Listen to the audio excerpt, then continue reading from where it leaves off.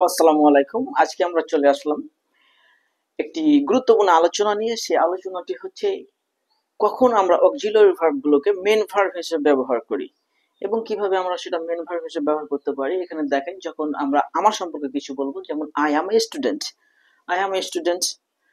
আমরা যদি নেগেটিভ করতে চাই, I am not a student, আমি একজন ছাত্র না।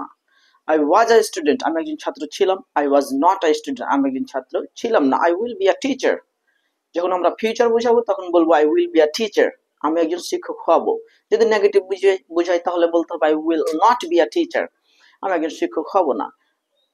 আর নয় আপনি এভাবে বলতে পারেন I want to B a teacher, আমি একজন শিক্ষক হব না। আর নয় I will be a teacher.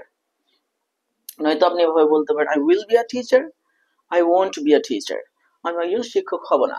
যখন আপনি প্লুরাল বুঝাবেন বা সেকেন্ড পারসন সিঙ্গুলার অথবা প্লুরাল যদি বোঝান, যেমন you, you are a student, তুমি একজন ছাত্র। You are not a student, তুমি একজন ছাত্র না। You will be a teacher, তুমি একজন শিক্ষক হবে। You were not a teacher, তুমি একজন শিক্ষক ছিলে না। But you will be a teacher in the future, কিন্তু তুমি ভবিষ্যতে একজন টিচার হবে। দে আর স্টুডেন্টস, তারা শিক্ষক, সরি দে আর স্টুডেন্ট, তারা ছাত্র।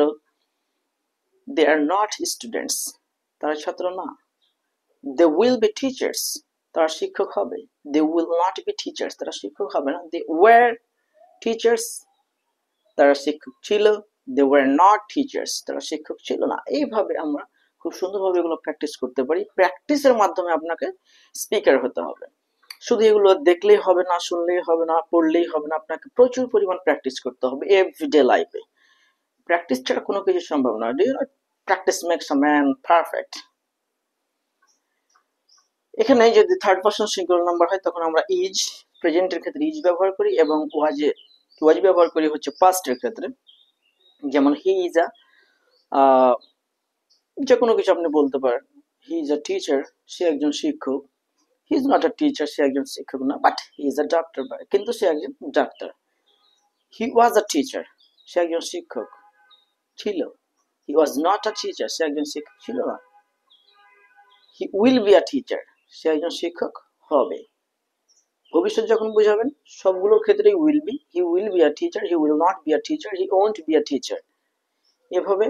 আর প্রেজেন্টের ক্ষেত্রে ইজ এবং পাস্টের ক্ষেত্রে was. He is a teacher, he is not a teacher. He was a teacher, সে একজন শিক্ষক ছিল।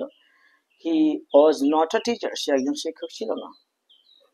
এভাবে আপনি প্র্যাকটিস করতে পারেন। এইভাবে প্র্যাকটিসের মাধ্যমে আপনি যদি প্র্যাকটিস করেন, কয়েকদিন যদি রেগুলার প্র্যাকটিস করেন, অটোমেটিকলি আপনি ইংলিশে কথা বলতে পারবেন।